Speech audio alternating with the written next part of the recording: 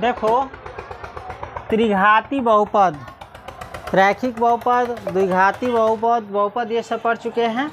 अब है त्रिघाती बहुपद। देखो त्रि माने होता है 3, त्रि माने 3, तो जिस बहुपद का ज़्यादा से ज़्यादा घात 3 हो उसे कहते हैं त्रिघाती बहुपद। समझ गए? इसका परिभाषा देखो, जिस बहुपद का घात 3 हो, जिस बहुपद का घात 3 हो उसे त्रिघाती बहुपद कहते हैं।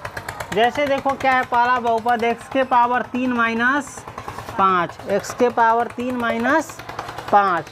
तो देखो x के पावर इनमें देखो कितना है, 3 है, बाकी तो इसे कम है ना, तो x के पावर ज़्यादा से ज़्यादा इसमें कितना है, 3 है। तो ये कौन बहुपद हो जाएगा बताओ तो?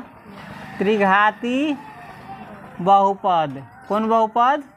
कैला। कैला किसका पावर 3 है। इसमें देखो तो इसमें x के पावर 3 है, देखो 4x के power 3 minus 3x square plus x plus 4, इसमें ज़्यादा से ज़्यादा पावर कितना है, 3 है। तुम ध्यान नहीं दे रहा, तुम लिख रहा है और जो बोल रहे हो उसमें 3 4 2 1, इस पर ध्यान दो। अगर लिखना ही होता तो हम लिख देते, लिखते रहो उतारते, हम कहते भाई समझो, जो लिखा उससे कोई फ़र्क नहीं, किताब उसमें से भर भर के किताब सब में लिखा है, समझना ज़रूरी है ना, उतारना के लिए तो उतार ही लेगा।